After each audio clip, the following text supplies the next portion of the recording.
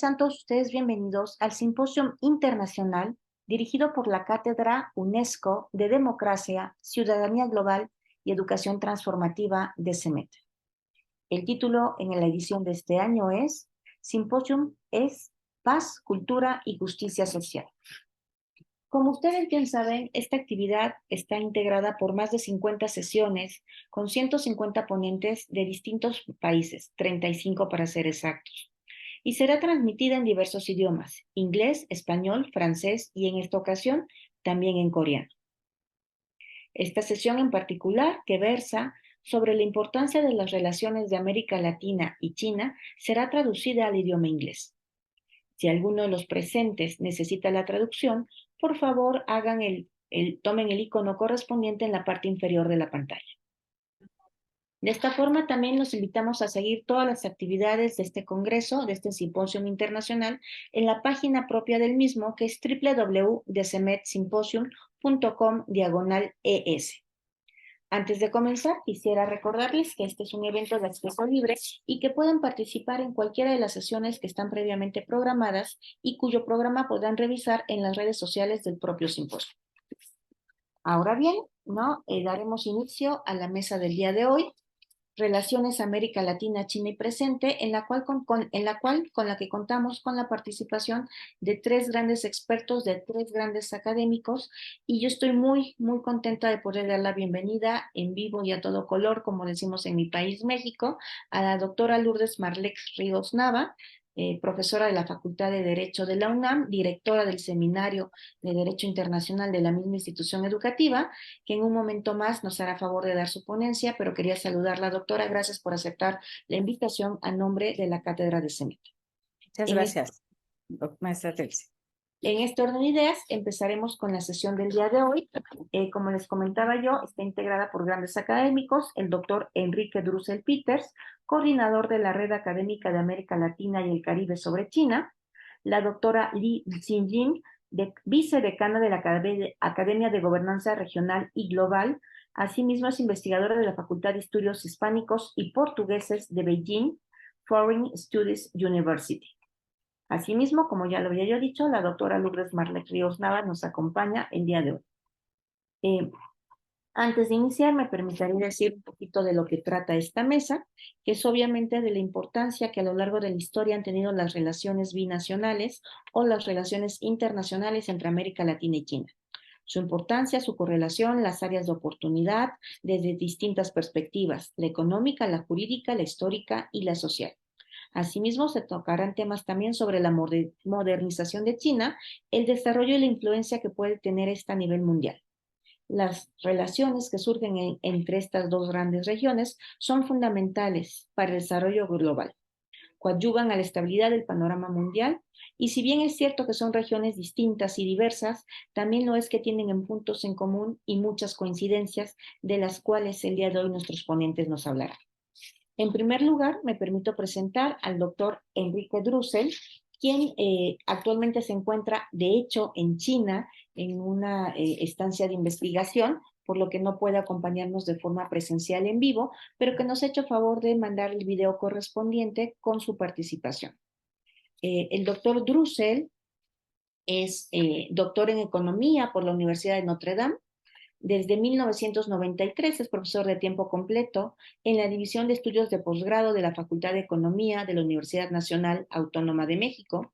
Es coordinador del Centro de Estudios China-México de la Facultad de Economía de la misma Casa de Estudios. Asimismo, es miembro del Sistema Nacional de Investigadores, SNI, nivel 3, autor de diversos artículos y libros sobre organización industrial, desarrollo, procesos de segmentos en cadenas globales de valor y la relación que tiene América Latina con China.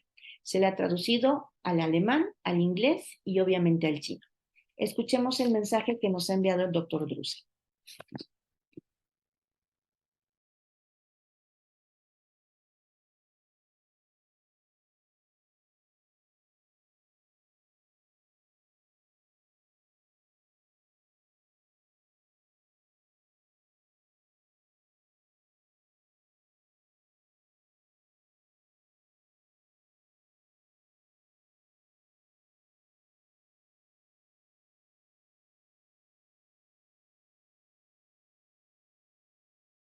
y la Facultad de Derecho de la UNAM por haberme invitado, y también de antemano una felicitación por la selección del tema que me parece un máxima relevancia.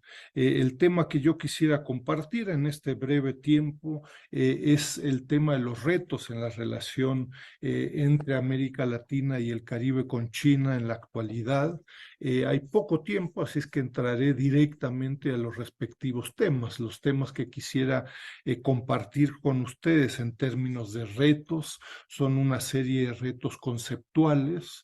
Después el tema de la distinción en temas específicos en la relación socioeconómica de América Latina y el Caribe con China, para terminar con algunas implicaciones y propuestas de política. Algunas referencias que les pudiera ser de interés. Venimos trabajando con mucho detalle en la red académica de América Latina y el Caribe sobre China, Red ALC China, y el Centro de Estudios China-México de la Facultad de Economía de la UNAM sobre estos temas hace casi 25 años.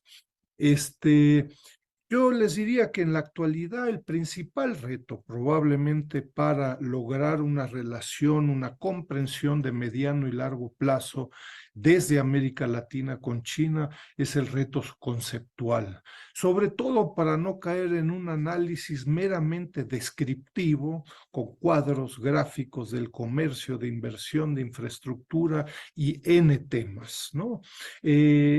Con base en ello, en fin, me parece que es fundamental comprender a la República Popular China con base en los esfuerzos que ha realizado al menos desde 1949 y desde el periodo de apertura a finales de los 70 y de reforma y apertura a finales de los 70, inicios de los 80. Voy bastante rápido, pero yo los invito a considerar tres conceptos. Uno, el proceso de globalización con características chinas, en donde el presidente Xi Jinping, inicialmente con esta iniciativa de una franja y una ruta, actualmente la iniciativa de la franja y la ruta, plantea un proyecto de globalización diferente al proyecto de globalización por el que hemos transcurrido desde mediados de los 40 del siglo pasado, con las instituciones que se conocen como las instituciones de Bretton Woods, incluyendo el Fondo Monetario, el Banco Mundial, la UNCTAD, bajo el liderazgo de Estados Unidos y acompañados por la Unión Europea y Japón, entre muchos otros. China desde 2013 plantea un proyecto de globalización diferente. Es un proceso, como se dice en inglés, un work in progress, es decir, no es un proyecto terminado, con todo un grupo de instituciones, lemas relevantes, es decir, con docenas de instituciones regionales, bilaterales, por ejemplo, el Banco de Infraestructura e Inversiones Asiático, el Foro CELAC China para el caso de América Latina, pero también en África, en Asia, etcétera. Con una propuesta también en el G20, ni hablar en los BRICS. El concepto de la comunidad con un futuro común es fundamental. Y por último, yo les diría una perspectiva de largo plazo. Y el núcleo, con base en los análisis que hemos hecho en el Sechimex y en la red ALC China, el núcleo de la propuesta de China son los proyectos de infraestructura. Si el paraguas institucional de esta propuesta china es la iniciativa de la Franja y la Ruta, bajo el lema de la interconectividad, esto se traduce en proyectos de infraestructura que, por cierto, son fundamentales para comprender a China en 2023, tanto la erradicación de la pobreza absoluta, el incremento del nivel de vida, entre muchos otros aspectos, además de desarrollo tecnológico, nuevas empresas chinas, etcétera. Un primer concepto, globalización con características chinas. Me permito proponerles un segundo proyecto, un concepto para entender a China en el 2023 en América Latina, pero por supuesto que también en otros países, y es el tema de la omnipresencia del sector público. El sector público en China es una institución que al menos en mi humilde conocimiento no existe en otro lugar, ni en América Latina, ni a nivel global. El sector público es la suma del gobierno central, ciudades, municipios y provincias, con dos características particulares. A, un profundo proceso de competencia entre ellas, y B, bajo el liderazgo y la coordinación del Partido Comunista de China. Este concepto del sector público nos ha permitido analizar docenas de cadenas globales de valor, de telecomunicaciones, autopartes, el sector financiero, electrónica, agroindustria, etcétera, para darse una idea de la relevancia de este sector público. El sector público hoy en día representa alrededor del 45% en términos de propiedad, el 45% de el Producto Interno Bruto chino, que como sabemos viene creciendo en forma muy rápida. Entonces, si no comprendemos a este sector público, incluso en la academia, nos va a ser muy difícil, por no decir imposible, lograr mecanismos de cooperación, de extensión académica, pero tampoco transferencia tecnológica, ni avances en el turismo, en la atracción de turismo, de inversión extranjera directa, etcétera. Por último, yo les diría, tercer concepto, el concepto de nuevas relaciones triangulares, y a diferencia del concepto de la Guerra Fría o nueva Guerra Fría, que me parece poco inteligente, poco innovador también, etcétera. Estados Unidos desde 2017 define, acuña este concepto del Great Power Competition bajo la administración de Trump, ¿no? La competencia entre grandes potencias, que por cierto se ha acentuado bajo la administración de Joseph Biden. Y desde esa perspectiva, Estados Unidos lo que busca es entonces, reconoce que Estados Unidos no se va a reformar como Estados Unidos lo esperaba en términos políticos, en términos económicos, y entrará en una relación de confrontación en el corto, mediano y largo plazo. ¿Por qué el concepto de nuevas relaciones triangulares? Esto significa que la confrontación y tensiones, incluso militares, ojalá que no bilaterales, entre las principales dos economías del mundo, nos van a sobrevivir a muchos. Y esto significa que terceros, México, Corea, Japón, Belice y terceros países o regiones, América Latina, tendremos que hacer frente, me parece, y esperaría que en forma muy pragmática, en esta relación de confrontación entre Estados Unidos y China y terceros países. Penúltimo tema, antes de llegar a algunas conclusiones, yo les diría la importancia de distinguir entre temas entre América Latina y el Caribe con China. Comercio no es igual a proyectos de infraestructura, la salida de inversión, entre muchos otros, etcétera, etcétera. Culmino simplemente invitando entonces, en términos de conclusiones, de integrarse en China, en Asia, en Corea, en América Latina, a integrarse a los esfuerzos existentes como el Sechimex y la red ALC China. No son los únicos, pero venimos trabajando desde hace más de 2 décadas sobre estos temas. Existe una gran cantidad de análisis, estudios con muy heterogéneos resultados y cientos de propuestas, de las Malvinas a Mexicali, incluyendo Estados Unidos, y por supuesto con colegas chinos. Y yo terminaría en términos de propuestas simplemente destacando la enorme importancia de apoyar en China, en América Latina, a las instituciones públicas, privadas y académicas que trabajamos sobre estos temas de largo plazo. Sin un apoyo institucional, la relación de largo plazo no va a ser positiva, no puede ser solo de índole personal, sino que debiera ser de índole institucional. Ahí la academia, la UNAM, entre otras, jugamos un papel importante, pero lo mismo sucede con contrapartes chinas, el sector público y el sector privado. Entonces, de nuevo, un gran agradecimiento a la Facultad de Derecho y a DECEMET de la UNESCO, y un placer y un honor de estar aquí con ustedes. Gracias y un querido saludo. Bueno, Muchísimas gracias al doctor Enrique Peters por estar con nosotros el día de hoy, aunque sea a la distancia a través de un mensaje. Y es el momento de presentar a la doctora Lourdes Marrex Ríos Nava, quien nos hablará en un momento más de estas relaciones.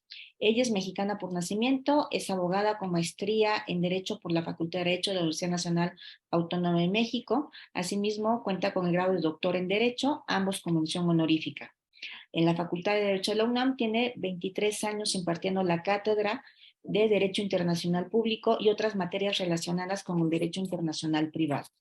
Es maestra por oposición de la Cátedra de Derecho Internacional Público en esa institución educativa, es la directora del Seminario de Derecho Internacional de la misma facultad y además en su experiencia profesional se ha desempeñado como litigante los últimos 32 años en el bufet Romero Abogados Sociedad Civil, llevando todo el área de Derecho Internacional, por lo cual no está de más decirlo, es una especialista en la materia.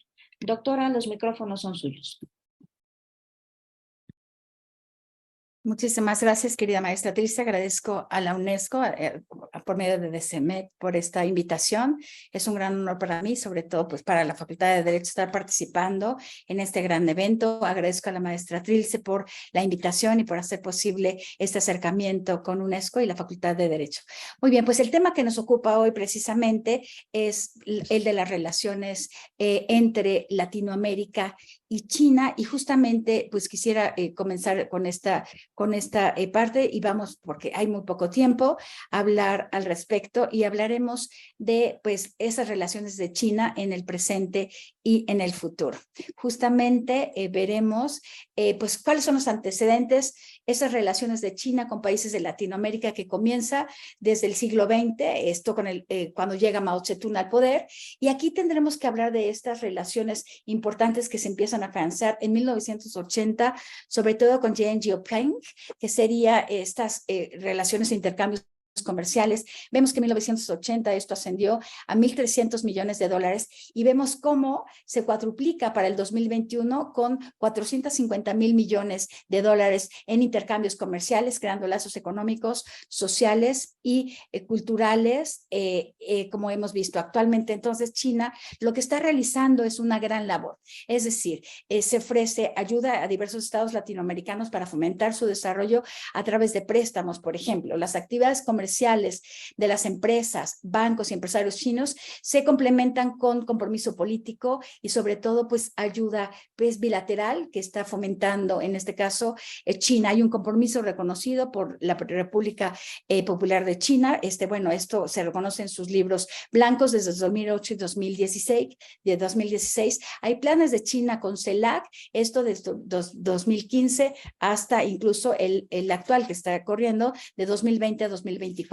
¿Qué pasa con China? Está comprometido en distintas instituciones como las globales, aquí nos referimos al sistema de las Naciones Unidas, a foros regionales como la Organización de Estados Americanos y sobre todo pues con su entrada a la Organización Mundial del Comercio vemos ese gran afianzamiento que se da. Hay una relación importante con CARICOM y bueno, instituciones transregionales como el foro BRICS, que ahora cobra gran importancia por ser estas economías emergentes. Pero la pregunta es muy importante. ¿Qué pasa con la relación con América Latina? ¿Cómo empieza a afianzarse?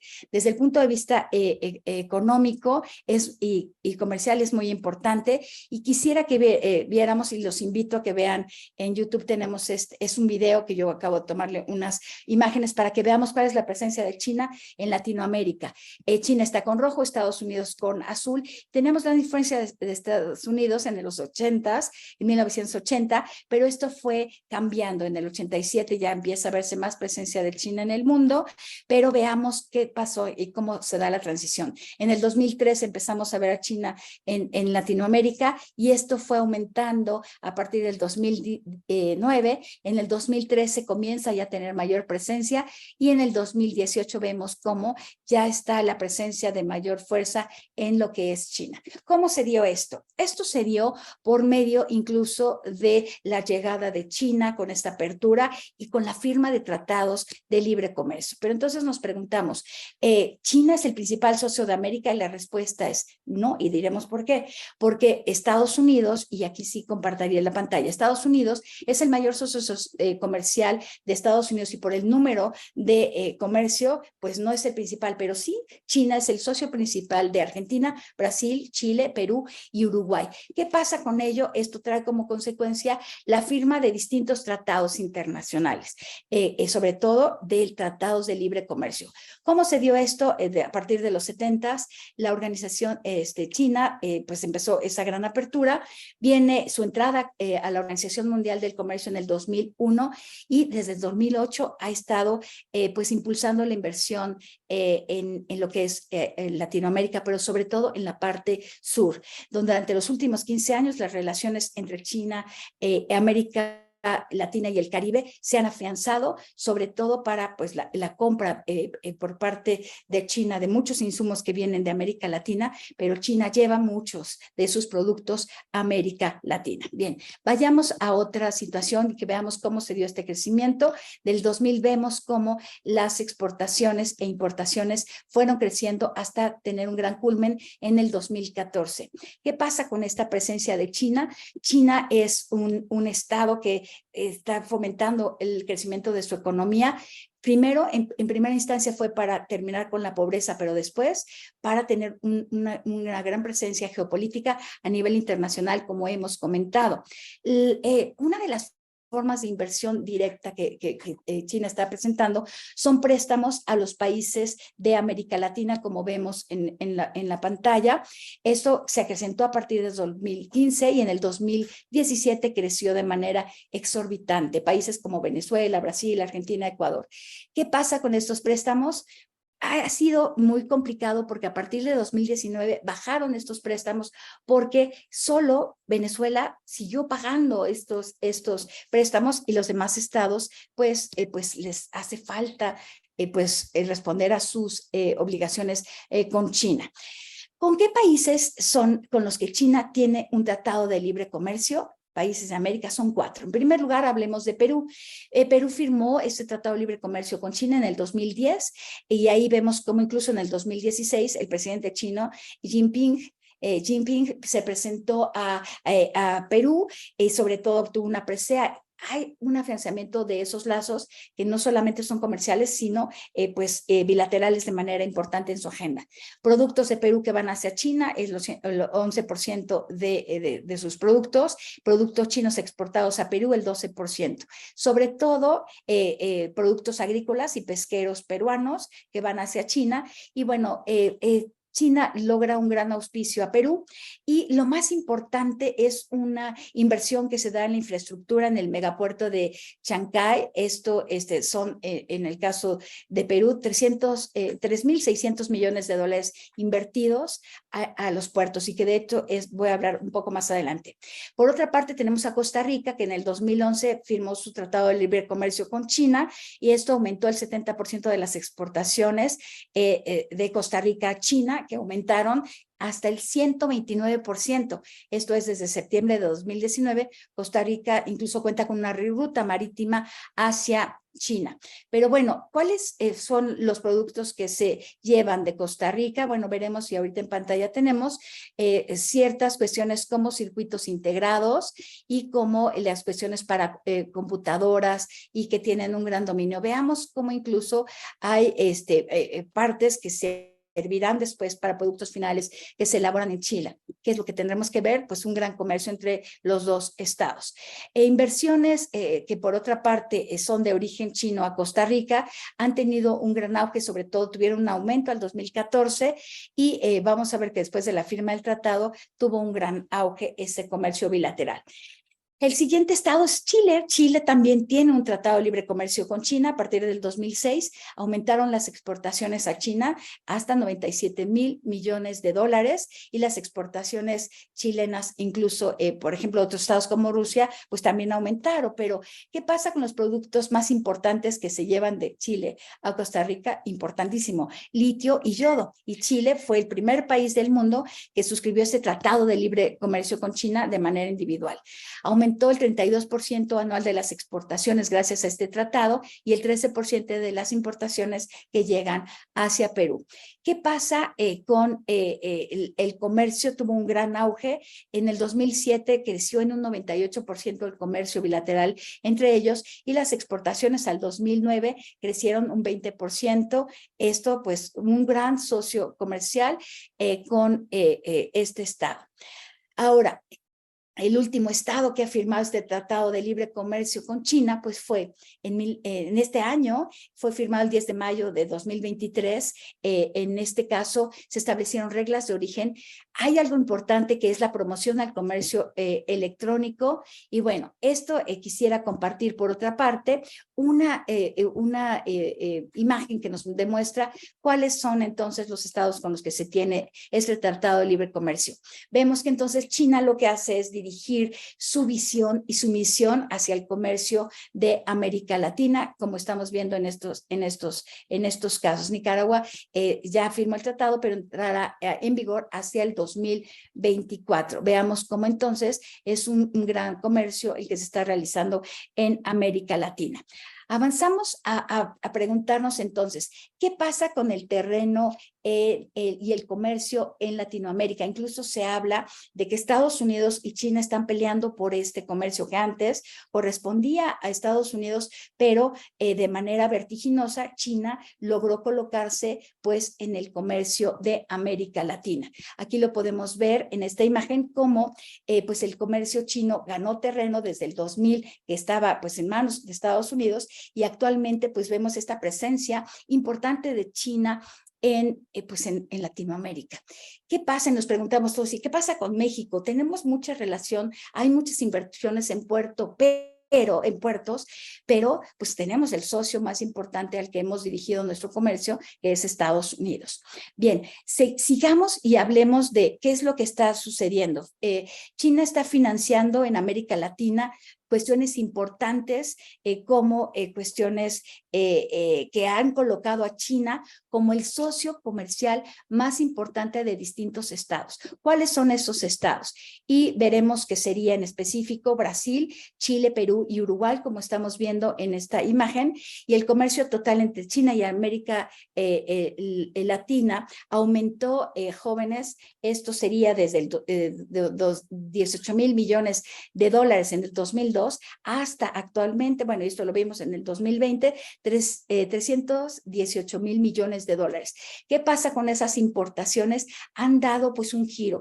Estamos en presencia de nuevos actores comerciales. Como sabemos, hablamos ya de un binomio Estados Unidos y China y lo podemos ver de manera específica en esta relación. La pregunta sería, ¿y qué pasa con Mercosur? Y ya viendo el tiempo, ya voy a ir cerrando. Hablamos de que en Mercosur hay una relación muy importante. China está reaccionando y relacionándose de manera específica con Mercosur y aquí tenemos productos agrícolas, minerales que se están relacionando en ese intercambio, pero el intercambio abarca también cuestiones como política, ciencia y tecnología y seguridad internacional que se está presentando en este caso. ¿Y qué pasa entonces con esto? Tenemos una cooperación que nos lleva a hablar de que China está incluso teniendo relación con el Parlamento de Mercosur, que pues está colocando muchos proyectos como el ferrocarril transnacional o acuerdos de agrícola, en cuestión agrícola, energía, ciencia, tecnología y cultura. Los productos más comercializados nos preguntaremos cuáles son y entonces lo compartimos. Los productos se refieren precisamente, ya dijimos, a productos agrícolas, pero también maquinarias y equipos electrónicos. Tenemos vehículos con motores y esto sería estas importaciones que llegan a los países y mientras que se lleva a China productos minerales, la soja que es tan importante sobre todo para el consumo y combustibles, minerales y carne. ¿Qué es lo que hablamos? Inversiones e infraestructura específica y proyectos valorados en 66,000 millones de dólares entre el 2005 y el 2021. ¿Cuáles son esas actividades minerales, por ejemplo, como Bolivia, como con Argentina? En Brasil, represas financiadas por China, energías alternativas, productos como las represas por China, acuerdos de investigación, y en el caso del 2021, más de 200 proyectos de infraestructura en América Latina, como bien se ha comentado. Hablaré de dos cosas importantes: la ruta de la seda, que es una cuestión pues antigua, pero vemos cómo se ha dirigido ya también hacia lo que es América, porque se impulsa y se busca que pues que China, y lo está logrando, sea un actor en la nueva geopolítica. Tenemos esta ruta de seda que está aumentando, se habla de megaproyectos en esa franja económica, como hemos comentado. El interés entonces es comercio, tecnología, sociedad, digitalización, energía e infraestructura, lo que ha provocado pues un gran auge. Tenemos inversores chinos que, por medio de sus bancos, como el Banco de Desarrollo de China, Banco de Importación y Exportación de China, el nuevo banco de los BRICS y esa iniciativa SWAP por el intercambio de las monedas con China, coloca a China ante América Latina como un gran socio, que es muy importante y trascendental. Estoy a punto de cerrar por el tiempo y comentaré, bueno, ¿qué es lo que sucede con China? Pues China tiene un plan incluso que fue anunciado, que es Made in China, para que China no deje solamente de exportar manufacturas, sino productos de alta tecnología. Entonces, tenemos la pregunta: ¿cuál es el futuro?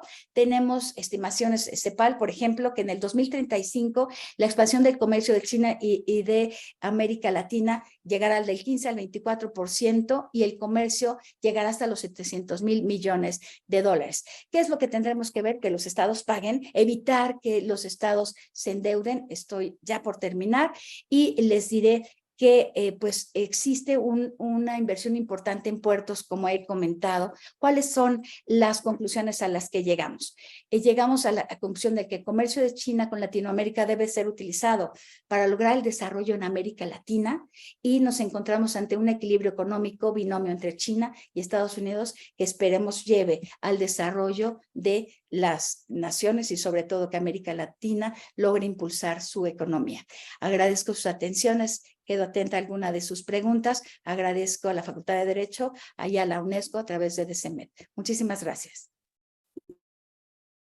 Muchísimas gracias, doctora Ríos Navas. Sin lugar a dudas, nos ha abierto un panorama nuevo para aquellos que no teníamos conocimiento justamente de este intercambio a través de tratados internacionales en libre comercio tan importante que China tiene con América Latina y cómo ha ido creciendo y evolucionando. Hay un par de preguntas que se las haré al final de la sesión, si usted lo tiene bien así, y pasaré a presentar a nuestra tercera y última ponente, que por razones de tiempo, por la diferencia horaria, no pudo participar el día de hoy en vivo, pero que también nos ha mandado su participación a través de un video. Estoy hablando de la doctora Li Xinjin. Ella es vicedecana de la Academia de Gobernanza Regional y Global, vicedecana de la Facultad de Estudios Hispánicos y Portugueses de la Universidad de Estudios Extranjeros de Beijing. Es vicerrectora jefa de la revista académica Interacción China-Iberoamérica, la cual se edita en español. Entre sus múltiples cargos académicos destacan que es miembro ejecutivo del Consejo de la Academia Nacional de América Latina, es miembro ejecutivo del Consejo de la Academia Nacional de Estudios de Historia de Latinoamérica. Asimismo, es miembro del Consejo de la Asociación de Confucianismo Internacional y miembro de la Subcomisión de Español de la Comisión de la Dirección de Enseñanza de Lenguas Extranjeras del Ministerio de Educación en China.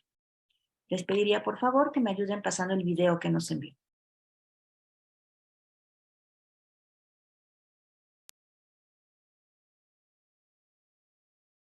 Muy buenos días y muy buenas noches. Para mí es un gran placer poder participar en este evento compartiendo con todos ustedes unas observaciones mías sobre las relaciones entre China y América Latina.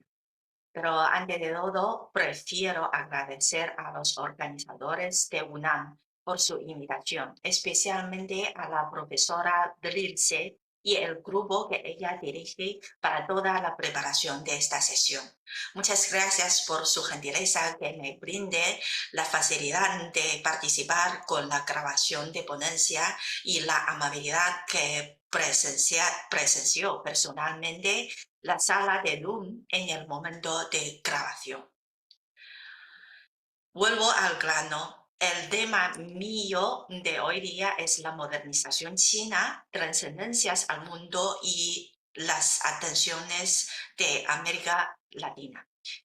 La modernización china fue un concepto que se presentó por primera vez en el informe presentado en el 20º Congreso Nacional del Partido Comunista de China en el año 2022. Según el informe, la modernización china es una modernización socialista dirigida por el PSC. Tiene no solo las características comunes a la modernización de los diversos países, sino más aún las peculiaridades chinas basadas en nuestras condiciones nacionales propias.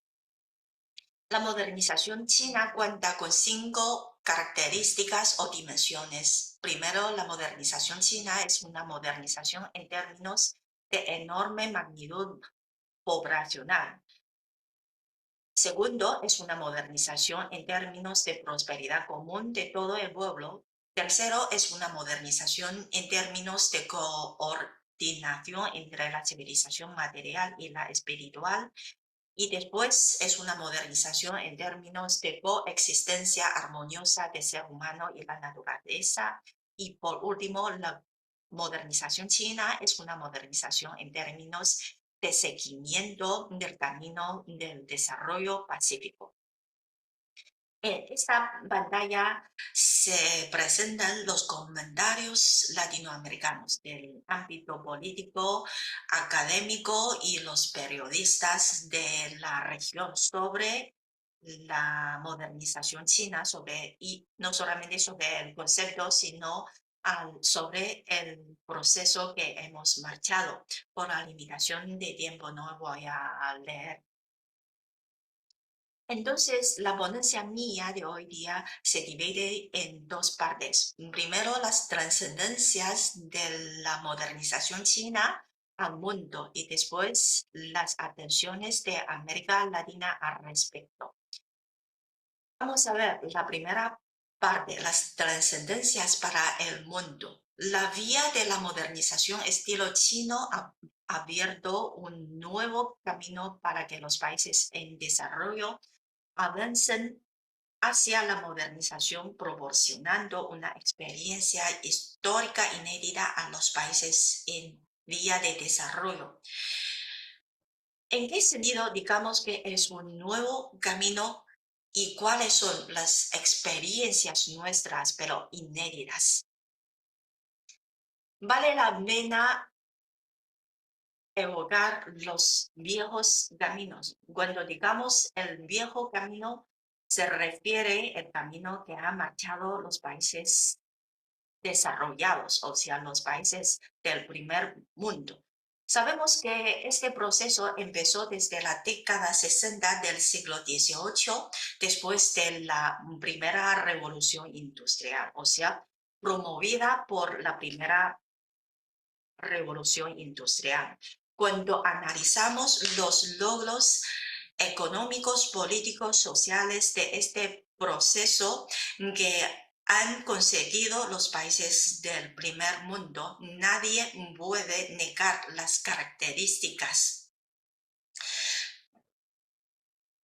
Estas características consisten en los aportes de la colonización de otras regiones para la acumulación de activos y capitales. O sea, la exportación a otra tierra ofreció el primer barril de oro para motorizar la modernización del primer mundo. En el caso de América Latina, según la Historia General de América Latina, publicada por el UNESCO en el año 2006, El proceso de modernización de América Latina empezó desde la década 70 del siglo XIX. En esta etapa, o sea, en la primera etapa, caracterizado por el modelo orientado por las exportaciones de materia prima.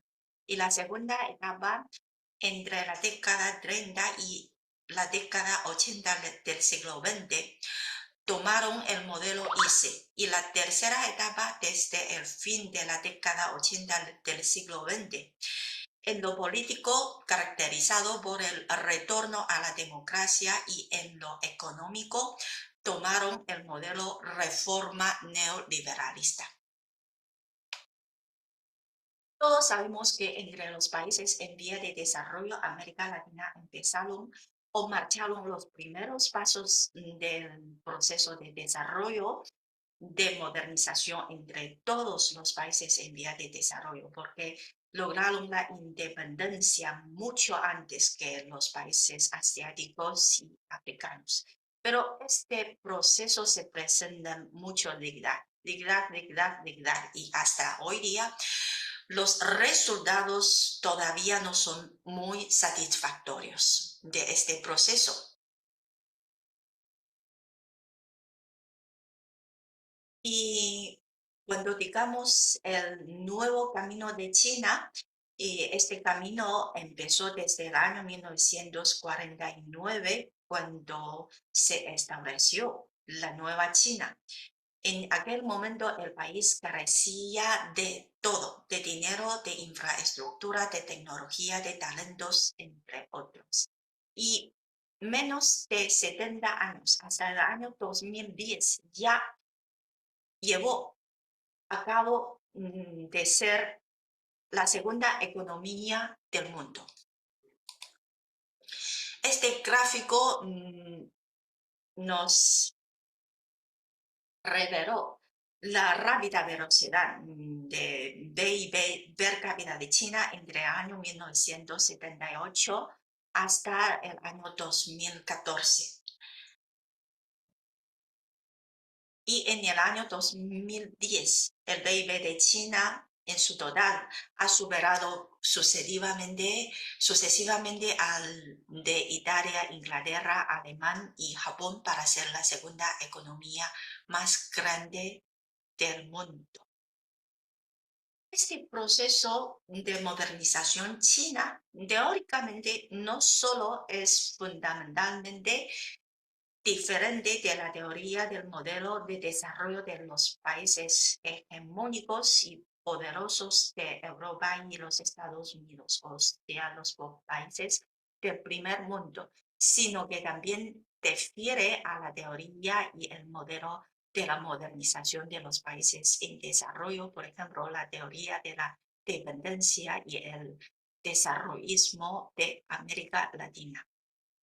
A mi juicio, cuando concluimos las experiencias de este proceso nuestro, se destacan dos principios. Primero, tomamos un patrón de desarrollo económico apropiado a la condición y situación propia del país, no uno imitado. Y segundo principio en las experiencias es la política. La política china caracterizado por una política bastante estable, no inestable, no pendul. Con eso termino la primera parte de la ponencia mía. Y la segunda parte sobre las atenciones latinoamericanas en la modernización china. Obviamente, como lo que acabo de presentar, tenemos los comentarios latinoamericanos en todos los aspectos, en todas las dimensiones, pero a mi parecer, los latinoamericanos ponen mucha atención en las siguientes tres dimensiones: la modernización en términos de prosperidad común, la modernización en términos de coexistencia armoniosa del ser humano y la naturaleza, y por fin la modernización en términos de seguimiento del camino de desarrollo pacífico. Y en esta pantalla se presentan los comentarios latinoamericanos sobre la dimensión de prosperidad común.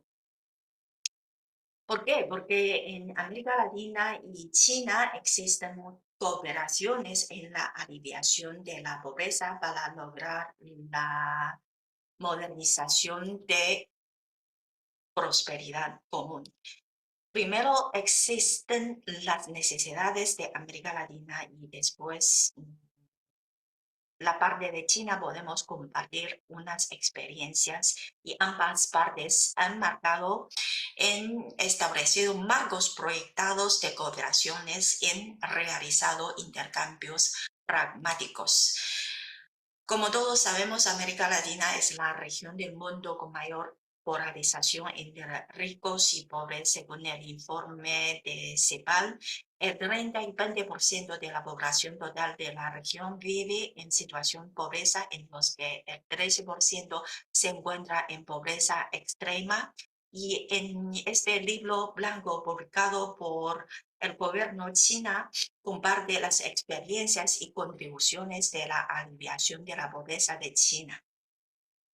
Y ambas partes han establecido un marco proyectado de cooperaciones en los diferentes eventos. El primero, el plan de cooperación entre el año 2015 y el año 2019, y después se celebró el primer foro sobre el alivio de la pobreza y el desarrollo entre China y América Latina en el año 2021, y en el año anterior, en el año 2022, se celebró el segundo foro.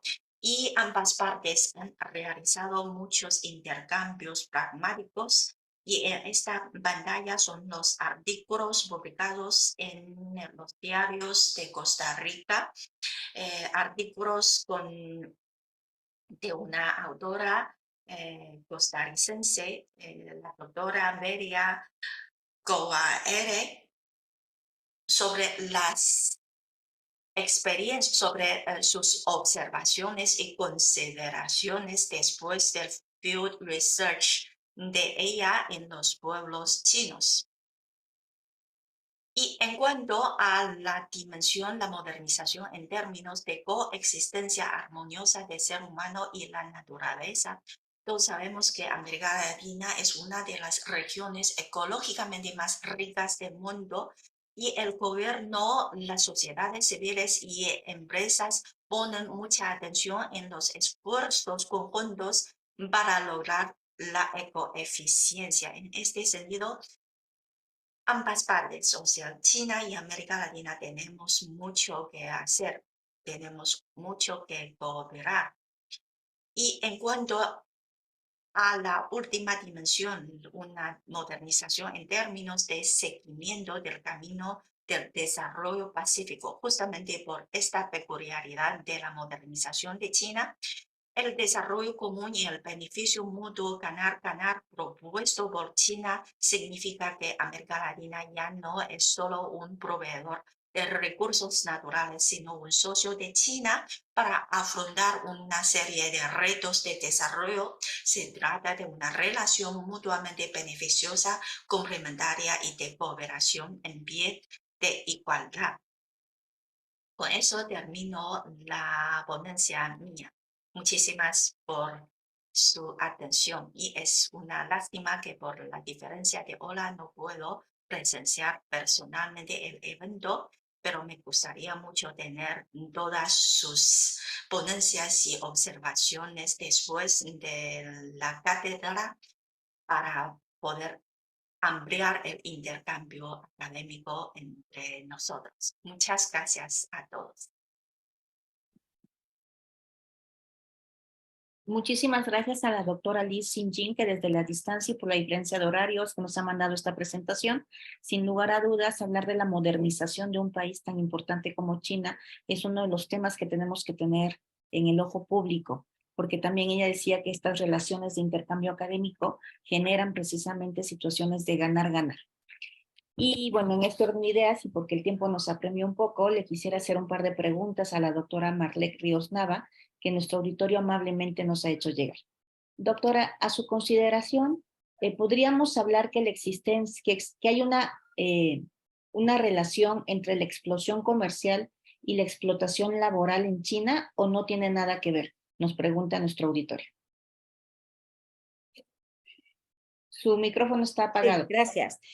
Justo la pregunta es si hay una explosión comercial en relación con la explotación de, pues, laboral. Justo lo ha hecho China, y que ya lo comenté al principio de la exposición, fue que buscaba China, y ya desde Mao Zedong, la salida de China de la pobreza. Eso no se ha logrado, es un hecho, y efectivamente hubo una gran violación a derechos humanos, sobre todo laborales y de menores de edad, pero ahora con este gran impulso que ha tenido la economía china, se ha visto cómo hay una gran disminución de esta violación a los derechos laborales con la entrada de China a la Organización Mundial del Comercio, porque una de las exigencias de la Organización Mundial del Comercio fue que China dejara de violar estos derechos de los trabajadores y establecer